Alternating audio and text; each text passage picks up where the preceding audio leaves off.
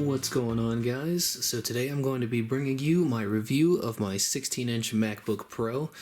So I just want to preface this entire review by saying that this is the best laptop they have made in years. And so we are going to go ahead and look at the reasons why that is.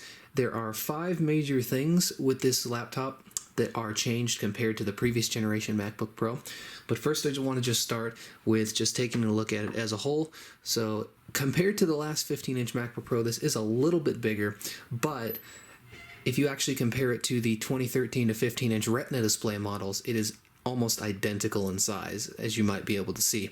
So I don't think anyone is going to have an issue with the size of this machine if they were okay with the 15-inch Retina display model, and I'm pretty sure that that includes everyone who's in the market for a 15-inch computer. It also weighs 4.3 pounds instead of 4 compared to the Touch Bar MacBook Pros that were 15 inches in size.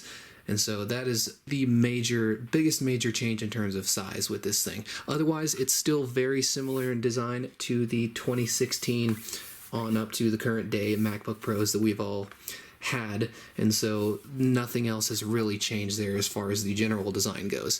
It's just a little bit bigger and a little bit thicker, which is actually something that I am totally okay with, because I think the MacBook Pros have gotten a little bit too thin in recent generations. So the first major area of improvement that I want to talk about with this machine is going to be the keyboard. So obviously a lot of you may have known over the past 3 or 4 years that these MacBooks have had the problematic butterfly keyboards that nobody seems to like. Now personally, I didn't really mind the typing experience on the butterfly board, but I of course minded the lack of reliability there. And so for this MacBook Pro, they've decided to go back to a regular scissor switch design. It is kind of in between the previous gen Retina display keyboard and the butterfly keyboard, at least to me, in that it has 1 millimeter of travel, which is right in between the 0.5 and the 1.5 millimeter travel of the butterfly and the Retina, which I think has a lot to do with my opinion on it. Disregarding that, they have also improved the layout. They have brought back the inverted T from the previous generation keyboard, as you might be able to tell there, and they have also brought back the escape key. And so a lot of programmers are going to appreciate that, because I know that a lot of people were complaining about the touch bar and the lack of an escape key there, so that is a welcome change. Now, as far as the actual typing feel, I definitely like it. I think it is probably one of the better keyboards that they've made in the past few years. And so let me just...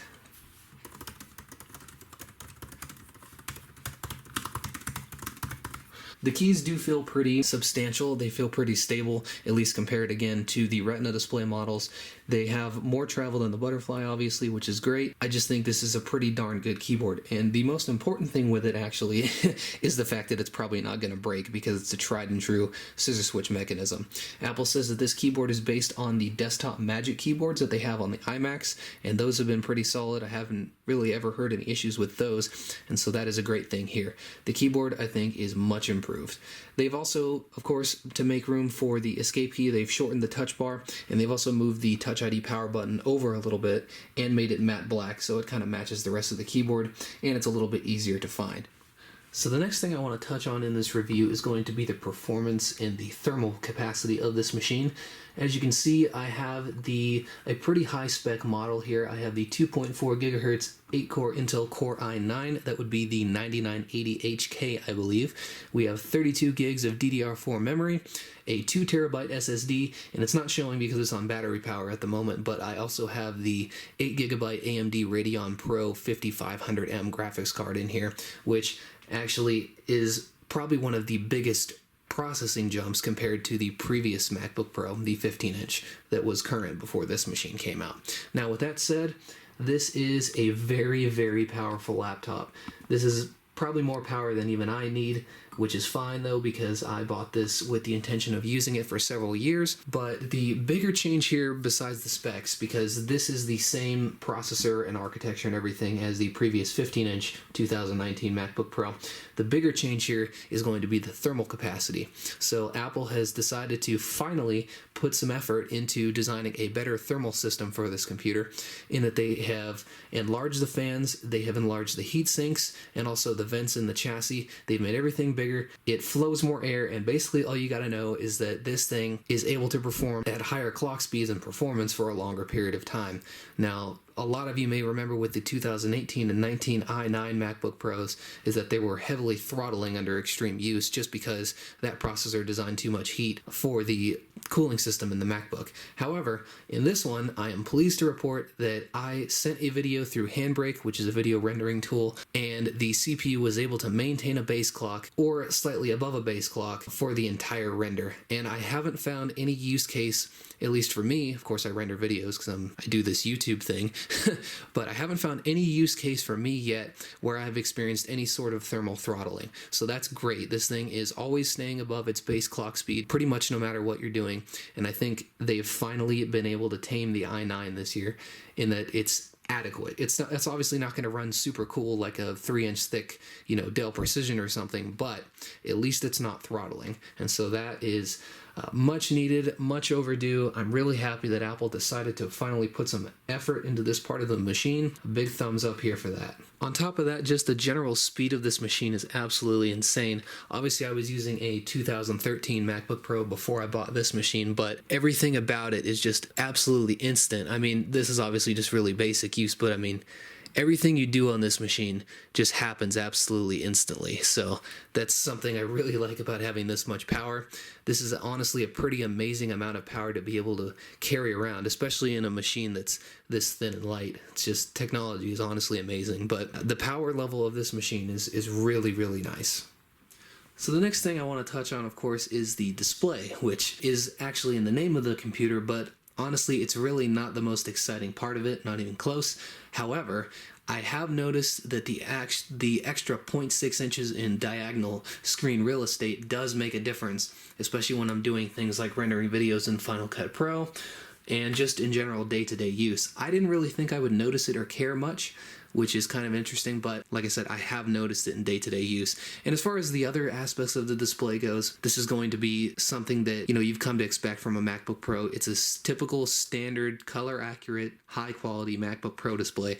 Nothing about that is different. However, the nice thing about this, for quote-unquote professionals or video editors, I guess. So if you go into display preferences on the new MacBook Pro, you can actually, it's not going to show it here, but I'll go ahead and put something in. You can actually adjust the refresh rate of the display, and it gives you certain increments that correspond with like NTSC video formats. In terms of like video editing and stuff, this is actually pretty nice if you want to view things in the native refresh rate. And so that is a nice little feature for our video editors out there.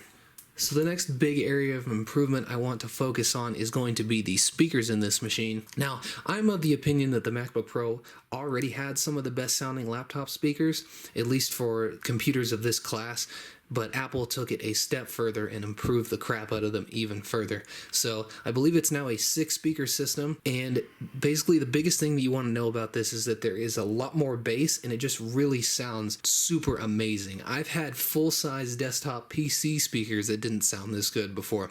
So I'll go ahead and input a little bit of clip. Obviously it's going to be hard to translate this over a camcorder microphone, but they just sound really good. Take a listen.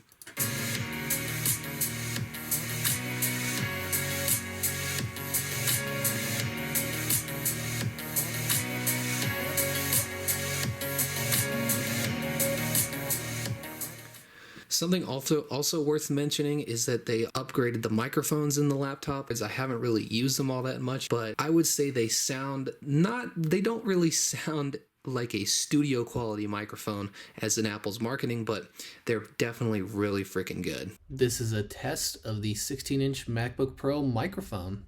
So I figured I'd round out this review with a little bit of words on battery life with this machine. Now, this has a 100 watt-hour battery, which is actually the biggest they could fit in here without inconveniencing a bunch of people who board airplanes. And so, as far as the actual battery life goes with this machine, I say it is improved over the previous generation model. I am able to use this for at least 2 hours. I've been able to use it in a span of 2 or 3 hours, and the percentage has never dropped below 70%. So that, I would say, is pretty darn good. Definitely better than the Retina display model I had before. Yeah, I'd say the battery life is pretty dang solid. Of course, obviously, if you're doing things like editing videos or doing more intensive things, it's not going to last that long. But at least for basic use on battery, I think you will be definitely satisfied with this machine. That's going to be about it for me, guys. I think this laptop is one of the best laptops Apple has made in years. I think everything they did to it was pretty much perfect. The only thing I wish they would have done is put an SD card reader back in there, but I guess if that's the only thing I'm complaining about, that's pretty good. This is pretty much the MacBook Pro a lot of people have been waiting for the past few years, and I'm glad they finally took what people were saying seriously and decided to fix the things that were wrong with the 4th generation. Thank you guys for watching. I'll see you in the next one.